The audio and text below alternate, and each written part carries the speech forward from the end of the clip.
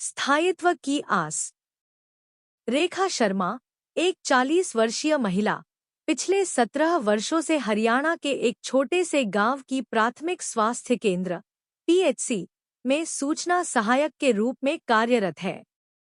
वह हर दिन अपनी पुरानी स्कूटी से सुबह 8 बजे अपने घर से निकलती है। रास्ते में धूल, गर्मी और टूटी सड़कों से लड़ती हुई 9 बजे पीएचसी पहुंचती है। वहां वह कंप्यूटर टेबल की शीट पर बैठती है और कंप्यूटर पर दिन भर रिपोर्ट तैयार करने, जन्म मृत्यु प्रमाण पत्रों की एंट्री करने, टीकाकरण डेटा अपलोड करने और एएनएम स्टाफ की मदद, दूसरे डेली के काम करने जैसे कामों में लगी रहती है। पीएचसी में काम का बोझ काफी ज्यादा होता है। हर योजना की ऑनलाइन एंट्री, रजिस्टरों की रिपोर्टिंग, मोबाइल ऐप्स में डेटा फीडिंग, हर चीज का जिम्मा लगभग अकेले रेखा के कंधों पर होता है। उसके जैसे ही 9 एएनएम और 3 स्टाफ नर्सें भी वहां अनुबंध पर कार्यरत थीं। सभी नियमित रूप से उपस्थित रहती, लेकिन टेक्निकल कामों की जिम्मेदारी पूरी तरह से रेखा के हिस्से में आती थी। रेखा का स्वभाव मिलनसार और सहयोगी था। सहकर्मी उसे बेहद सम्मान देते थे और आम जनता भी उस पर भरोसा करती थी। वो हर किसी की सुनती थी, सबको मार्गदर्शन देती थी। यही कारण था कि प्राथमिक स्वास्थ्य केंद्र में उसका एक अलग ही स्थान था। उसकी वरिष्ठ महिला चिकित्सा अधिकारी भी उसकी तारीफ करते हुए कहती, रेखा जैसी कर्मठ और ईमानदार कर्मचारी दुर्लभ होती है। इतना काम होते हुए भी रेखा छुट्टी नहीं ले पाई थी।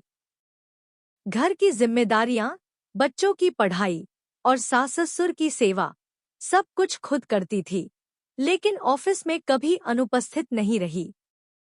6 महीने पहले प्राथमिक स्वास्थ्य केंद्र की एक स्टाफ नर्स और एक एएनएम रिटायर हुई थी, लेकिन अनुबंध पर होने के कारण उन्हें न पेंशन मिली, न कोई लाभ।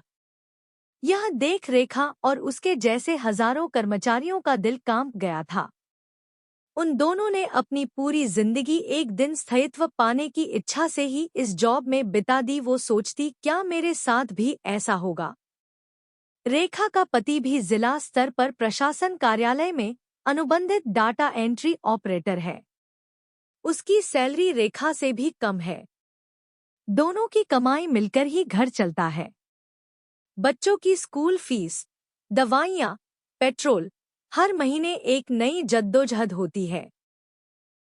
जब कोई रिश्तेदार या परिचित पूछता, अभी तक कच्ची हो, तो रेखा की आंखें भर आती थी, लेकिन वह मुस्कराकर कहती, हाँ, अभी उम्मीद बाकी है। ये पल उसके लिए बहुत भारी होता था। रात को जब उसकी 10 वर्षीय बेटी पूछती है, मम्मी, आपकी नौकरी पक्की कब होगी? तो रेखा उसे सीने से लगाते हुए कहती है, जिस दिन तुम्हारे एडमिशन के लिए लाइन में खड़ी थी, तब भी आखिरकार तुम्हारा नाम आया था।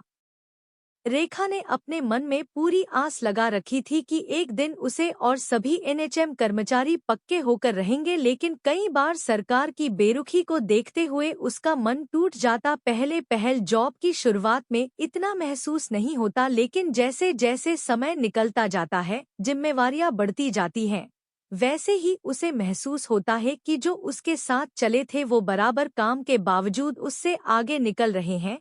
आखिर क्यों? फिर भी उसने अपनी टेबल पर एक पर्ची चिपका रखी थी, एक दिन मैं इसी कुर्सी पर स्थायी बनकर बैठूंगी। जिला स्तर की मीटिंग्स में जब वह जाती, तो वहां जिले के 25 सूचना सहायक मिलते। सभी अपना दर्द साझा करते। हर किसी को एक ही चिंता, कब मिलेंगे हमें हमारे अधिकार? कई बार कर्मचारियों ने आंदोलन किए, हड़ताल की, ज्ञापन दिए, लेकिन सरकार ने कभी ठोस जवाब नहीं दिया। औरतें, जिन्होंने जीवन का अधिकांश हिस्सा सेवा में लगा दिया, अब भी कच्चा कहलाती थी। हरियाणा राज्य में ऐसे ही करीब 16,000 अनुबंधित कर्मचारी हैं। सबके सब सरकार की ओर चकोर की तरह देख रहे हैं, कब हमारे नाम से ये कच्चा कर्मचारी का ठप्पा हटेगा? क्या बेटी बचाओ, बेटी पढ़ाओ सिर्फ एक नारा ही रह जाएगा? जब आज इस मिशन में 70% कर्मचारी बेटियां हैं और उन्हें सबसे ज्यादा दबाया जा रहा है। ये कहानी दुखांत की है। अभी सुख का कोई अनुभव नहीं है दूर दूर तक, लेकिन हर कर्मचारी को अभी भी आस है कि एक दिन हमारी भी सुनी जाएगी।